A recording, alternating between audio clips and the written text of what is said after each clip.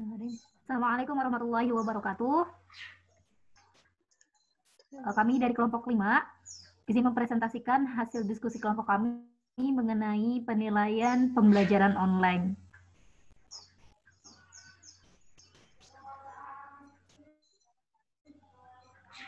Ini anggota kelompok kami, ada saya sendiri, Siti Fatimah. Dan ada saya, Friska Valencia Yolanda. Lalu ada saya, Adam Juli Waskito, dan salah satu rekan kami, Ana Zahra Tunisa.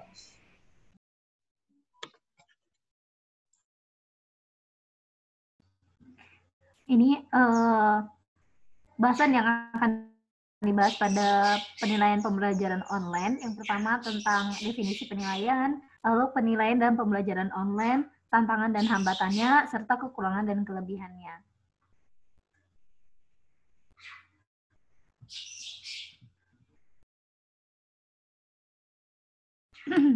Next. Ya, pengertian penilaian. Penilaian itu terdiri atas dua, ya, ada asesmen dan ada evaluasi.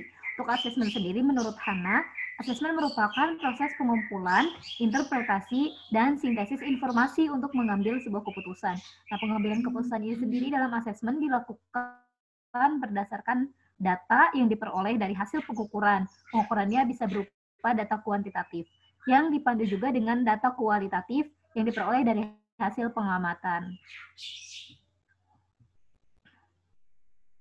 Next. Menurut William dan Leahy, secara umum asesmen ini ada 3 fungsi. Yang pertama, untuk membantu meningkatkan pembelajaran.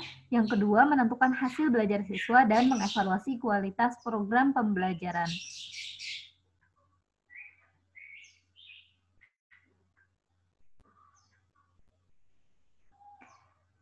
Selanjutnya, penilaian dalam pembelajaran online.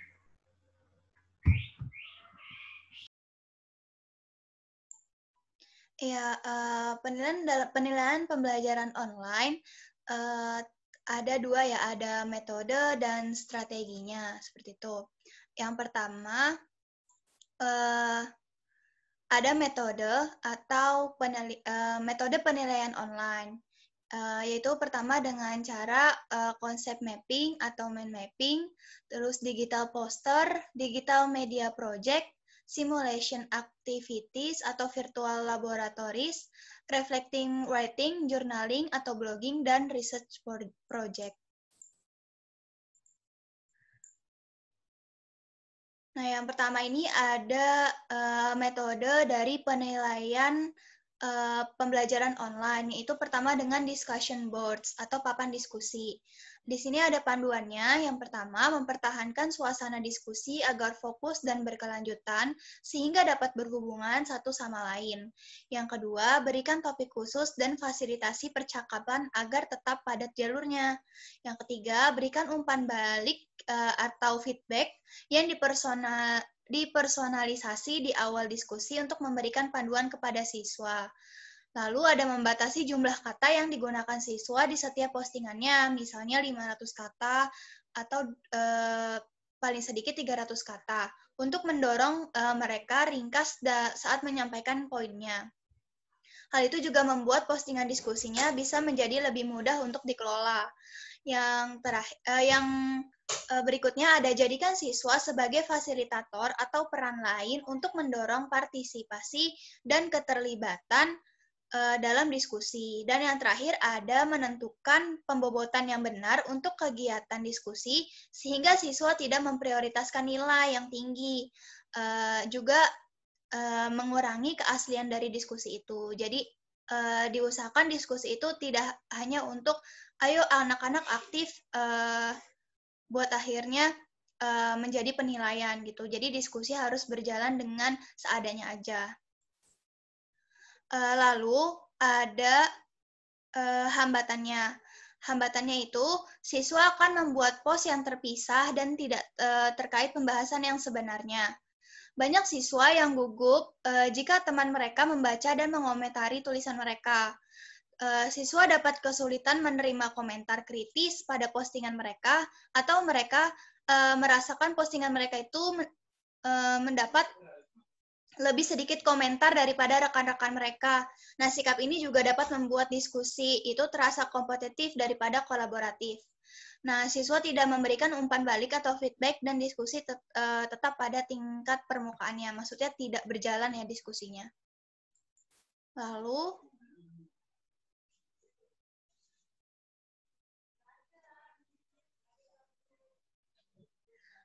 kemudian yang kedua ada strateginya atau metode yaitu online exams atau ujian online. Nah, di sini ada panduannya.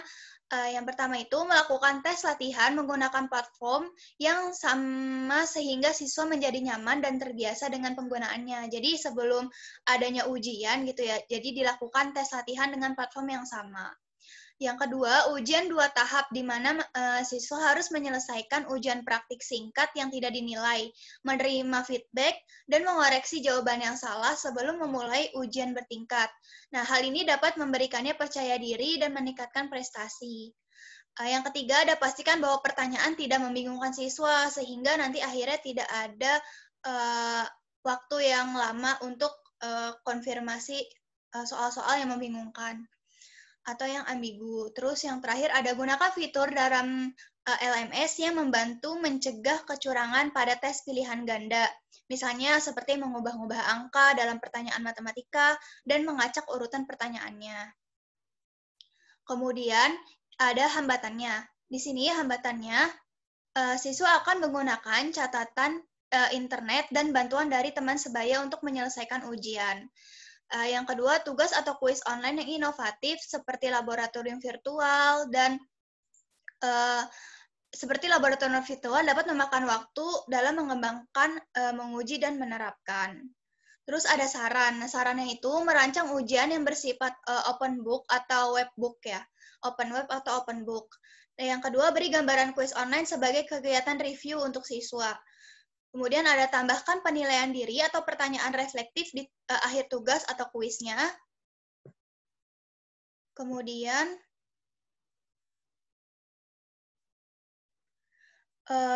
gabungkan video atau studi kasus.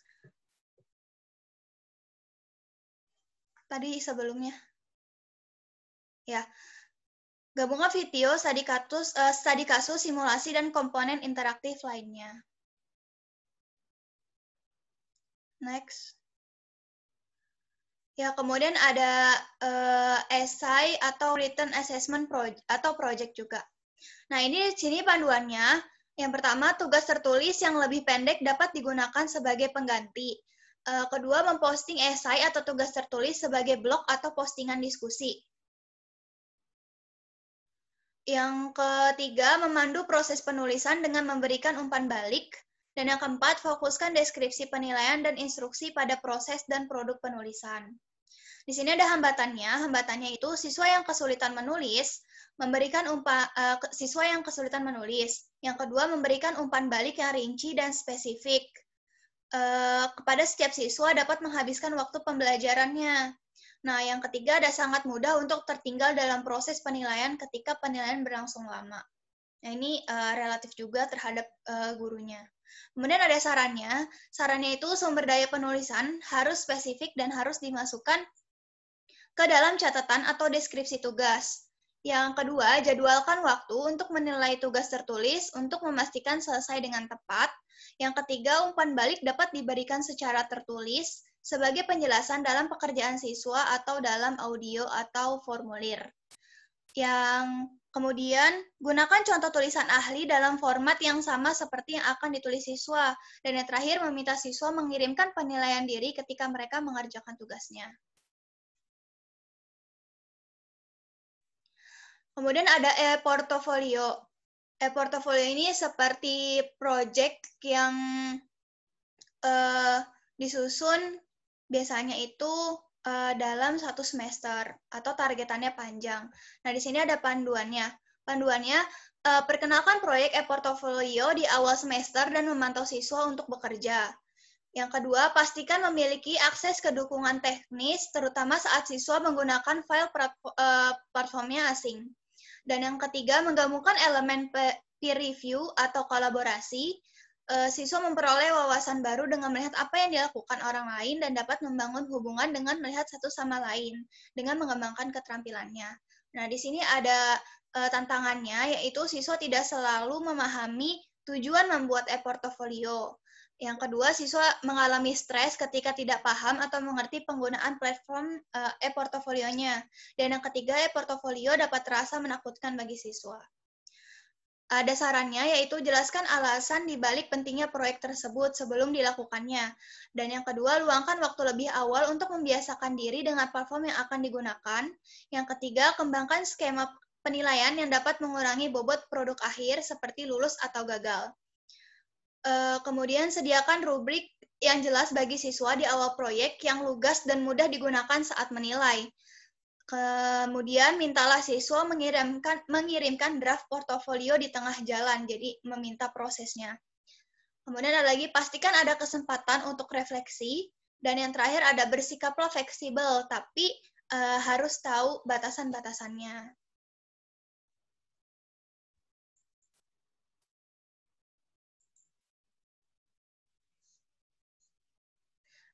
Dan yang terakhir di sini ada online peer feedback. Online peer feedback ini ada panduannya, yaitu memberikan contoh umpan balik yang baik dan buruk, terus gunakan forum diskusi atau pengumuman ke kelas untuk memberikan dukungan, klarifikasi petunjuk, atau memberikan informasi tambahan kepada siswa. Ketiga, ada siswa lebih cenderung memberikan komentar yang efektif kepada teman sebayanya. Dan yang terakhir, mengakui siswa sebagai mitra dalam menciptakan pengetahuan dalam diskusi. Jadi, di sini siswa ini sangat dibutuhkan dalam pembelajaran. Nah, di sini ada tantangannya, yaitu siswa tidak selalu menanggapi umpan balik rekan dengan serius. Yang kedua, siswa mungkin tidak memberikan umpan balik yang adil atau efektif karena adanya daya saing, solidaritas, atau bias implisit tentang orang yang mereka nilai. Yang ketiga, ada umpan balik rekan dapat memakan waktu. Nah, sarannya itu, mintalah siswa untuk mendasarkan umpan balik atau feedback mereka pada rubrik atau kriteria yang sudah ditetapkan. Yang kedua, bimbing siswa dengan model umpan balik atau dorong mereka untuk menggunakan yang spesifik, berorientasi pada tindakan bahasa sehingga lebih mudah bagi rekan mereka untuk menerapkan umpan balik. Yang ketiga, gunakan tenggat waktu yang ketat dan jelas bagi siswa untuk menyerahkan tugas dan feedback mereka, karena pekerjaan mereka bergantung pada pekerjaan orang lainnya. Yang terakhir, bimbing siswa tentang cara menerima umpan balik atau komentar maupun feedback-nya.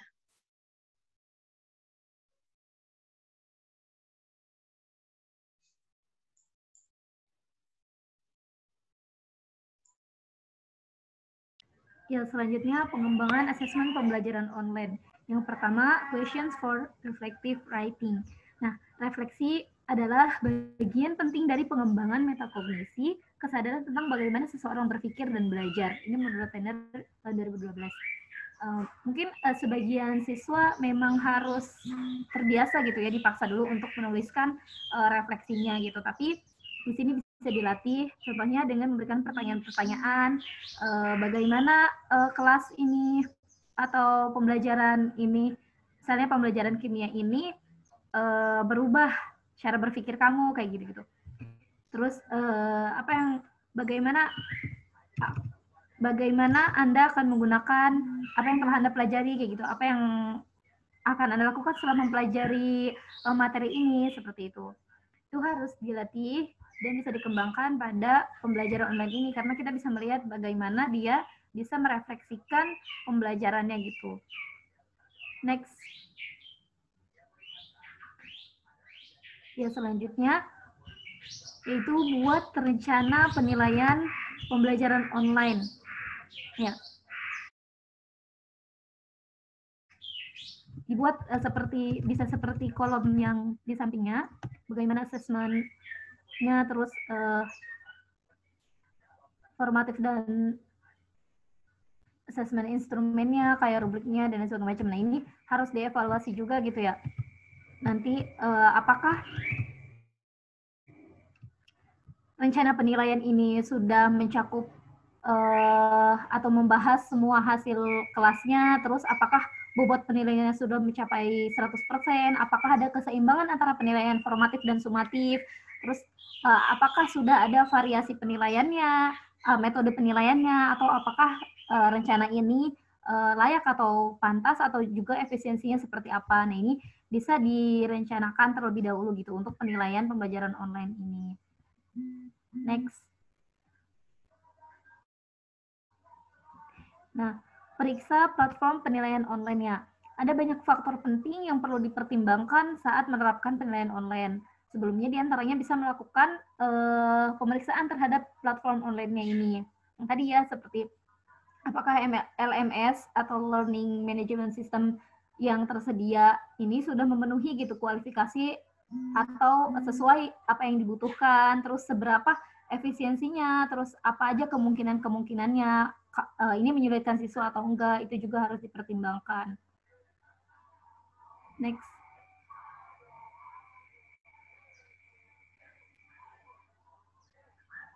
Nah, selanjutnya memberikan feedback yang jelas dan efektif.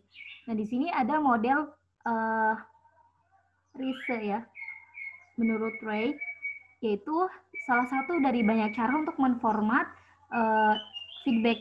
Nah, model ini menyusun feedback dengan 4 komponen utama. Ini ada refleks,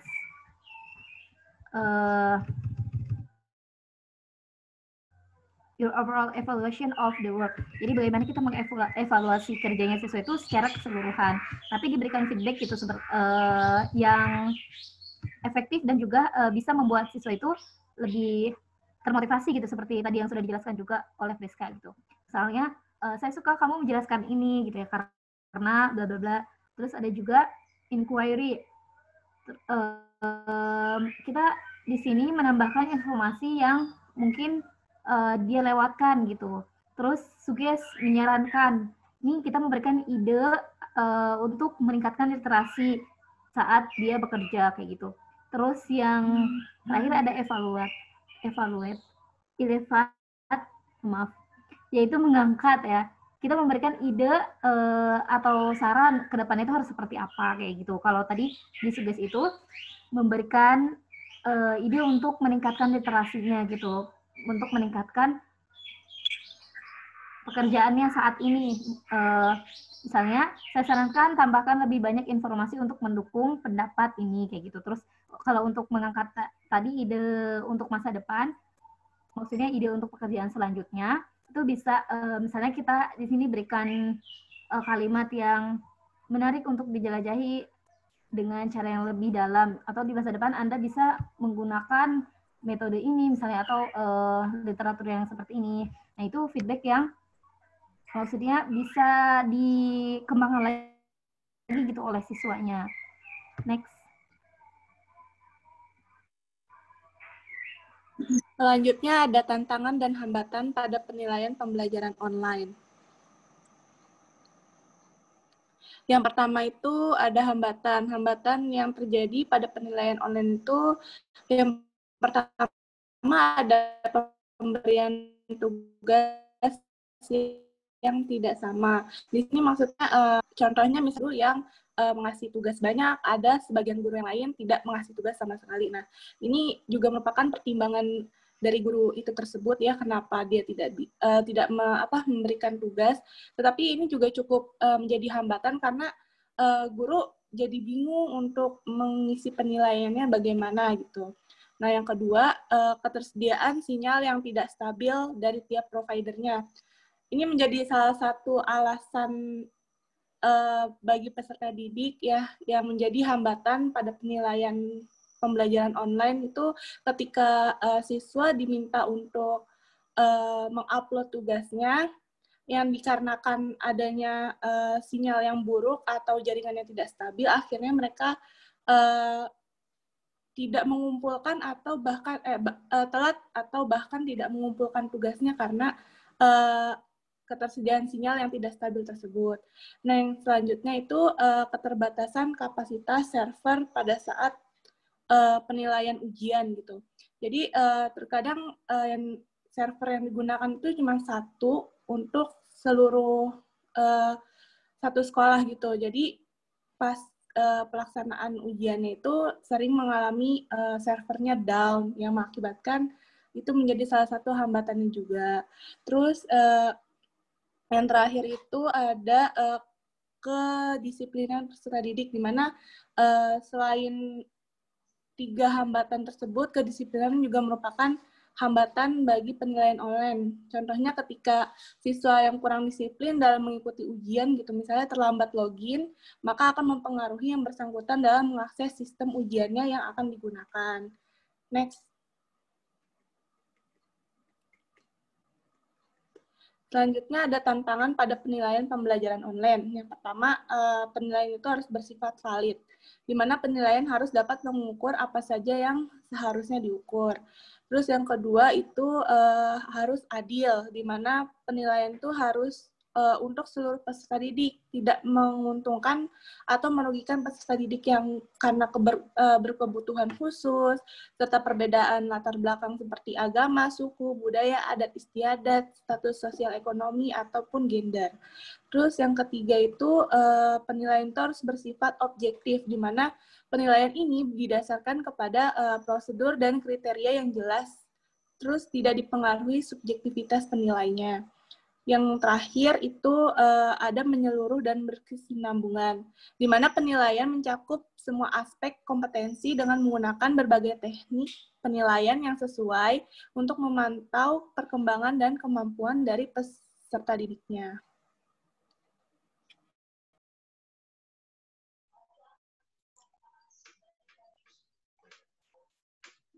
Oke, selanjutnya kelebihan dan kekurangan pada penilaian pembelajaran sistem online ini. Yang pertama akan saya bahas kelebihannya terlebih dahulu. Kelebihan yang pertama yaitu cepatnya dalam mendapatkan, mengkategorikan informasi mengenai penilaian pada proses pembelajaran, serta memfasilitasi dalam proses perhitungan.